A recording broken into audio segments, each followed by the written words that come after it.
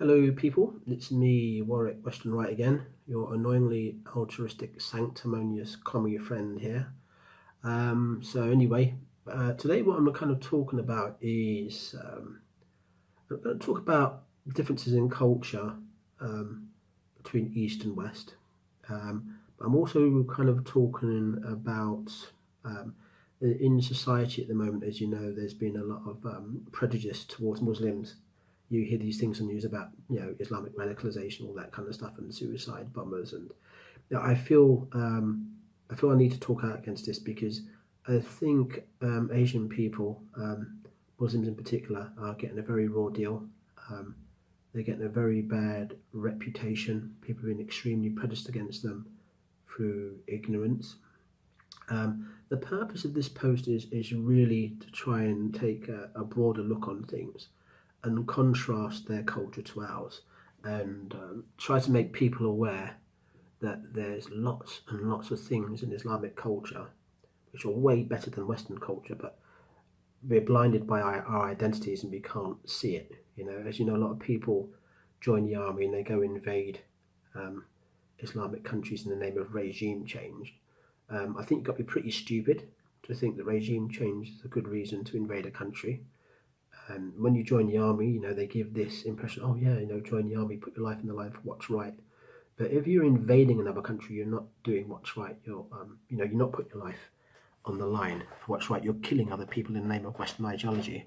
There's this point of view of people saying, oh, so many people killed in the name of God and religion is bad and all that stuff. I'm trying to express a point of view here today that in the past, I think a lot of killing went on in the name of religion and God, yes. But in modern day, I think there's way more killings going on in the name of Western ideology than religion. And I strongly believe this. And I've got a few points here what I want to put forward about how aspects of Eastern culture, which we should be embracing here in the West. Because, sometimes I think too much traditionalism is bad. Sometimes I think it's a bit backwards, but I look at things, and I'm not the type of person to reject everything because there's something in a culture that I disapprove of. I look at all aspects of the culture and decided, over time I've realised there's loads of things in their culture which is way better than ours. So I'm going to start talking about a few things at the moment. Muslims have got a very, very bad reputation amongst ignorant and racist people. And a lot of Muslim culture have been accused of being paedophiles. And this could be further from the truth.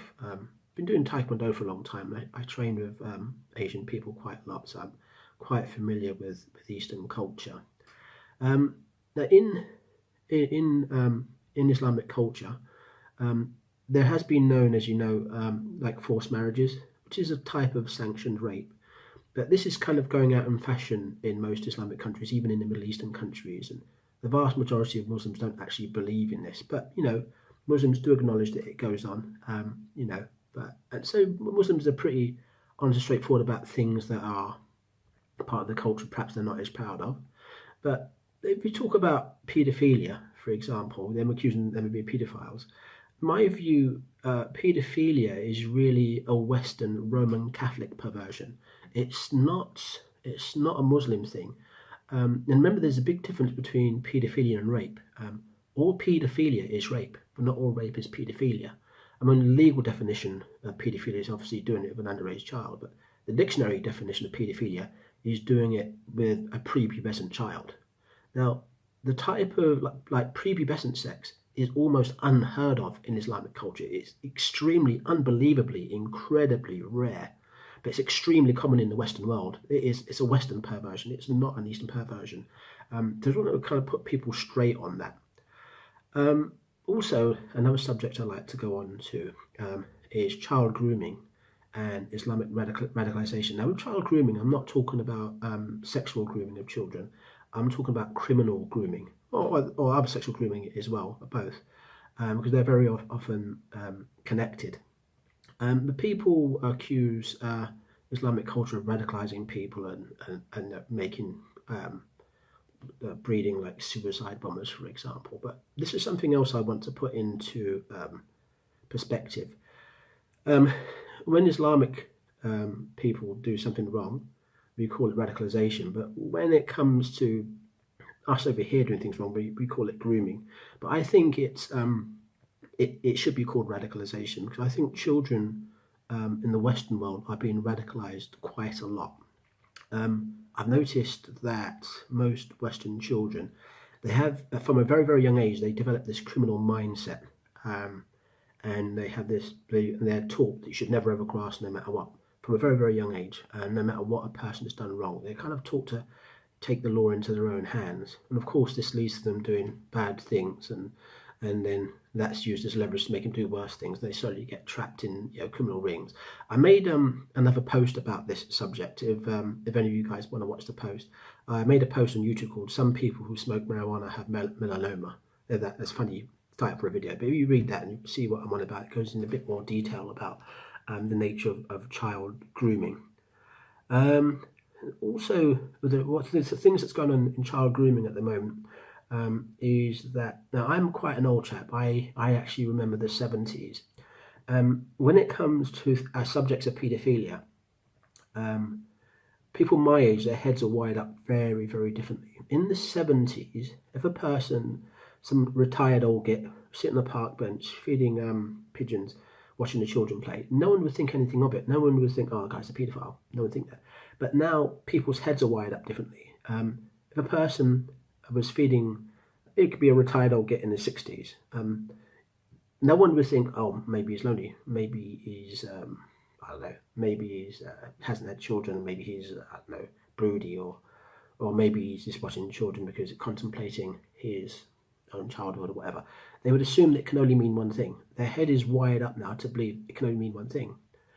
Also in the 70s, if I tried to chat up a bird in a bar, if I say that I really love children, that'd be like a pickup line in the 1970s. If you say that now, people, it's a bit creepy. And what's happening now is children are being taught this. They're taught to associate, especially at the adolescent phase, they're taught to associate paternal instincts with paedophilia.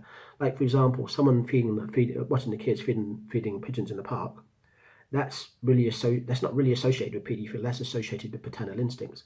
Or a man saying that they love children, that is also associated with paternal instincts. It's not associated with paedophilia. But, association is in the mind of the individual. Because I come from a different generation, I don't make that association. Most people in my age group actually don't. What's happening now is people allow their children's minds to have these associations, and the associations with these young children or adolescents, this association is backed up with shame and fear. So this association is very, very strong. And of course, parents allowing their children's heads to be wired up like this, they do this because they're a bit ignorant, they lack intelligence, they don't have the basic knowledge of Psych 101. I've got basic knowledge of Psych 101. And basically, the psychological effect of allowing a child's mind to associate things with paternal instincts, but associate with paedophilia, would have two effects. It will either cause them to be more likely to become a paedophile when they grow up, or to have extreme anger and rage to people that do love children, or do, like, if a child puts a smile on a man's face or whatever, they associate that so strongly they want to beat the crap out of the person instead of assume they're a paedophile. And the thing is, sometimes things which make us feel safe over our children actually make us less safe. And the way people's heads are wired up now actually is making their children less safe. I've observed especially over the last 20 years, that this new wiring up of people's heads, or adolescents' heads, is not only it's not only increasing paedophilia, it doesn't actually lessen it, it increases it. But I noticed it also opens up a new type of crime, which I refer to as pedo blackmail. I'm surprised the police or the news has never actually reported on this, because it's a very clear phenomenon that I've seen over the last 20 years. And I believe that you can judge corruption not just by what corrupt governments do, but what they don't do. And the fact that the government has failed to point this out means that the government is unofficially at very high levels promoting paedophilia. And this is another thing I'm saying in favour of Islamic culture over Western culture, is that we are radicalising our children a lot, but we're radicalising them into lives of crime, not just like child grooming as far as like paedophilia is concerned, but child drug muling, child violent gangs. We radicalise our children way more than Muslims do. You know, the way propaganda works is you find the very, very worst example of Islam that you can, and you only show that point of view, you don't show them the rest. But if you actually look at the bigger picture and you look at how many young people get radicalized to kill someone as a suicide bomber, and then you look at how much we radicalize our own children to get into drug gangs and drug muling and that kind of stuff. And the way kids' heads are wired up now is no one keeps an eye out for each other's children anymore, because if you get caught watching a child, people will make the wrong assumption. Don't get me wrong, sometimes it's the right assumption, but it doesn't necessarily have to be. And the thing is with this is that I remember, this is something from my personal life, I remember there was this child that used to, I think it was on corner of Exeter Road, I think it was, and Star Lane. He used to approach me and ask if I want to buy drugs at the time. And once I actually said to him, whoever's got you selling drugs is not your friend. He must be only about 10 or 11 years old. And I said, if you ever want out, son, just remember my face and come to me. I got a lot of trouble after that, but that's neither here nor there. But the point is, if that happened in the 70s, I could have, well, let's say for example, what I wanted to take out my phone, take a picture of the child, give it to the police. Now, why do you think I didn't do that? Because if someone caught me taking a picture of a child, they would assume it can only mean one thing. And this is why we don't keep an eye out for our children anymore. So it's very easy to groom them into a kind of a criminal mentality. And I've noticed, especially near where I live, child radicalization is very, very extreme, and it's way more extreme. And if you look at the amount of children that are radicalized into a criminal lifestyle that grow up to kill someone, and you compare that to the odd radicalization of a suicide bomber, we are far worse in the Western world for radicalization, a lot worse. And also, you know, when it comes to kind of grooming children into criminal rings, this is another thing where Eastern culture is much better than Western culture. I've noticed that, like, children from Asian families, with Muslim families, Hindu families, Sikh families, they just don't get caught into that mindset. You know, if someone says to them, "Oh yeah, you know, let's do that guy," or "You're a grass," and that kind of mentality, Asian kids just don't get involved in it at all, not even in the slightest. And this is something with Asian culture which we should be taking on ourselves. You know, and it's the other things as well with Asian culture, like for example, say bearing false witness, for example, or anything bad. Asian people are like, say for example, a child does something dishonest. There could be something minor, you know, someone might have given him 5p too much change in the shop. If a Muslim father finds out that, he will go mental, he will go ballistic, and that child won't hear the end of it for weeks, and he will be shamed in front of his own family. And it'll be like, and I'm not just talking about going to bed without dinner, they make a huge deal out of it. Western parents are like, sometimes they can be the opposite. They say, why did he give the 5p back? You know, there's no way you could have found out. Slap and give him a slap across the head because he was honest. You know, and that can happen in Western society sometime. And you know, on the other hand, when a child does something good that's honest, you know, it could be the same scenario. Someone giving 5p too much change to give it back. A Muslim family will, you know, it's like Diwali, man. They'll be celebrating. Yes, my son honest, and it's make a really big deal and a really big celebration over it. Whereas, you know, in the West, we don't do that. We don't enforce things. A very common thing in Asian culture is to teach right and wrong through mediums of shame, which is not always right, but it certainly has a good effect. Another thing I find which is more positive with Eastern culture is that, say with little family feuds, just say a couple of kids are out playing and someone hurts someone, does something naughty to another child. And let's say they're both Muslim children. And what happens is the father finds out. The father goes to the other Muslim father. Your son was doing this and that's me, blah, blah, blah. The Muslim person will be like, oh, thank you for helping me, you know, in the raising and morality of my son. Thank you, would you like to come in for a cup of tea? Now, if that was the two English kids doing that, and an English parent went to another parent and said that, they want to beat each other up, saying, you're saying my kid's a bad kid, you're saying I'm bad, and they want to beat the crap out of each other. So this is something else which is very, very, very different. Or another thing, for example, you might get an Asian guy might be, this isn't always true of Asian people, but, you know, sometimes you might be driving a car, have a little accident, something dents something. A Western guy is more likely to be devastated because his car's dented than an Asian guy would be. It's like their car is a part of their vanity. Or another thing, for example, you got things like we tend to talk about bad things about forcing children to wear the veil. If you understand the reason why they wear the veil, it's actually to suppress vanity and to teach a child to associate their sense of self-worth with their content of character rather than their appearance. If that makes sense. If you understand the reason why I do it, it's actually not really a bad reason. And then you go on the Western side of culture, for example, we raise our little girls to have a very strong sense of association between their sense of self-worth and their physical appearance. They grow up not even being able to go out to the shops in the afternoon without makeup on, for example. Or with boys, it might be, I don't know, they want to go to school without wearing a pair of trainers that's worth at least £150. Whereas in Islamic culture, they won't buy their children £200 trainers to fit in at school. And they're raised like this, and they teach their children why they're like this. And Asian people tend to grow up to associate their sense of self-worth with their content and character, their honesty, their beliefs, not how they're seen externally. Go to most Islamic countries, rich people and poor people wear the same clothes, and you can't actually tell which one's rich and which one's not. I don't know if any of you guys have ever been to Brighton. It's a bit like living in Brighton. If someone dresses up in rich clothes and stuff associated with rich people in Brighton won't give them any extra respect for it. They'll just think, that guy's a tosser. Obviously think he is better than everyone else. In Islam, it's like that. If you dress up like a rich person, you'll get disrespected in an Islamic country. They won't give you extra respect, not at all. Not by a long shot. So these are other things as well. So this is like, you've got this like association between prestige and ego in the Western world. So there's lots of things.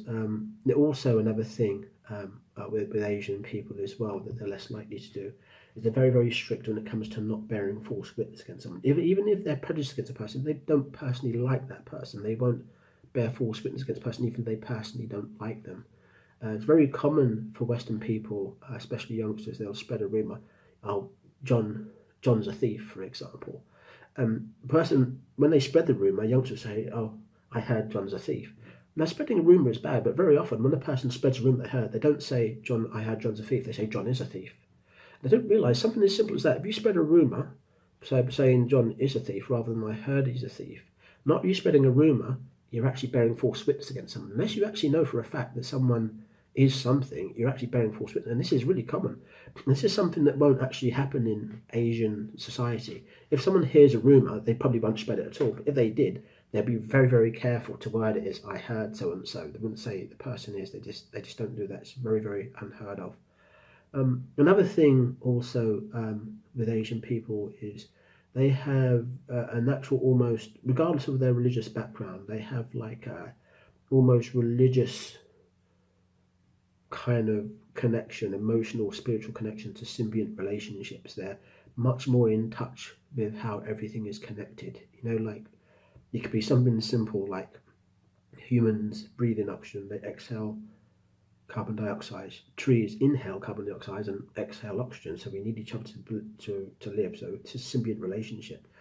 And it could be a part of their work ethic. An English person will get complacent in work. They'll live in a little bubble where they're the only people that produce what they're producing and the competition doesn't exist, and they'll get complacent. Oh, why should we make our bosses earn all this money? And they get complacent, and they'll exhibit behaviour which drives the costs up of what they're producing, makes them less competitive, with the other company. That causes the company to go bankrupt, and all those English people in the company will lose their job, and then they'll blame the brown people for losing their jobs. When in actual fact they did a very, very good job of losing their own jobs themselves, but they can't see it. They blame the brown people, but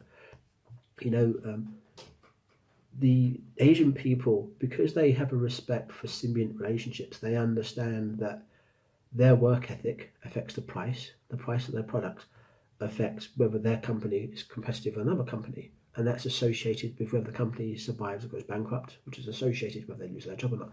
They are emotionally connected to all symbiont relationships. They understand the nature of symbiont relationships. Western people don't. They don't understand the nature of symbiont relationships. Western people. So these are things that we need to take on in the Western world and understand that there's so many things.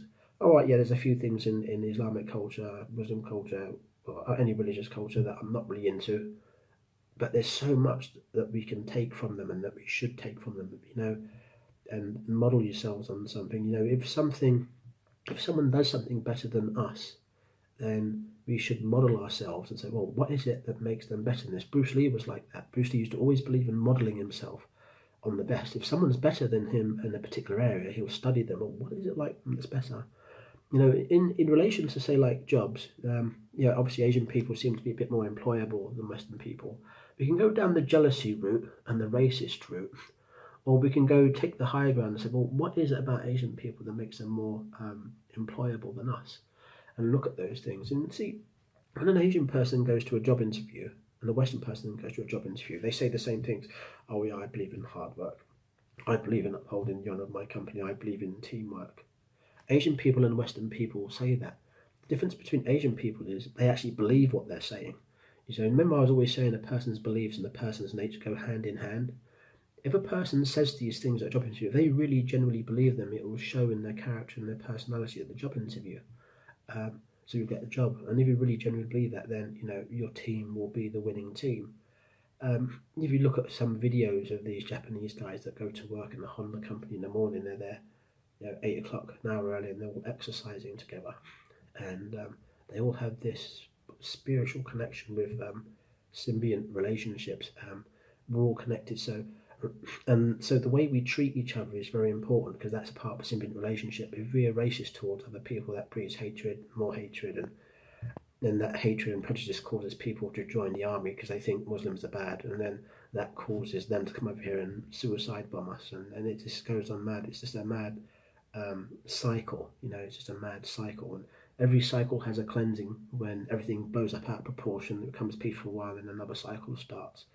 A lot of the posts I make here in my Poetry and Politics channel is about passing on my imperial wisdom of the cycle and the cleansings which have gone on throughout history on different levels, one empire replacing another. And when an empire ends, there's hope for a better world, and it doesn't happen, and the cycle starts again. My posts are all about imperial wisdom and teaching you how to break the cycle. If you can let go of your identity, like I do. Now, I'm not saying I'm perfect. I do still some identity left, and I do sometimes get partially blinded by my identity. But for the most part, I'm pretty disciplined with not having an identity.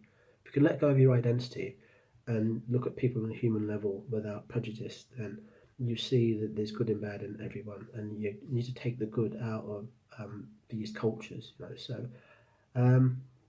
probably loads of other examples that I could come out with, where Islamic culture is way, way better than Western culture. But I'll just summarize at the end. So you've got things like the racism thing about Muslims being into paedophilia. That's absolutely rubbish. That's just not true at all. It's almost unheard of. That's a Western thing.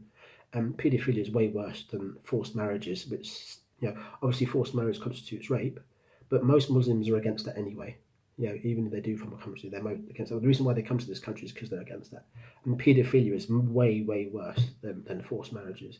You got child grooming and criminal radicalization of children, and the Eastern children just don't get involved in that mindset at all. You got family feuds and misbehaving. Muslim people won't get into fights. If one person's child has caused another child trouble, they'll get together and they'll do things.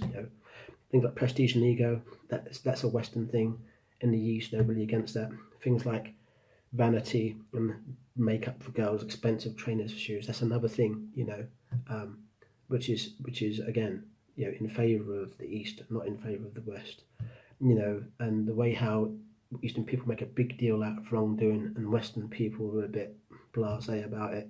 They're not known for bearing false witness. They have a deep spiritual connection with symbiont relationships, which reflects in their work ethic. So I'm going to close with that, and as usual I'm going to bore you with my favourite saying as I close all of my posts. The person's beliefs and the person's nature go hand in hand, as do a person's nature and their will. But most importantly, the beliefs, nature and will of the collective generate the very reality in which we all live. Only correct beliefs can set us free. Thank you for listening to my post. Goodbye and God bless. Hello everyone, this is Warwick Western Wright again. This is a supplemental video to the video that you've actually just watched. I want you to imagine that the person that made that video and said the things that I just said, I want you to imagine that person wasn't me, but was a Muslim, maybe from Pakistan or something. Now, the reason why I'm saying this is that I want to kind of make people aware that in this country we don't have freedom of speech, we have the illusion of freedom of speech. And the thing is, if a Muslim said what I just said, they would probably be put on the anti-terror list, or maybe be beaten up by maybe racist white people in this country.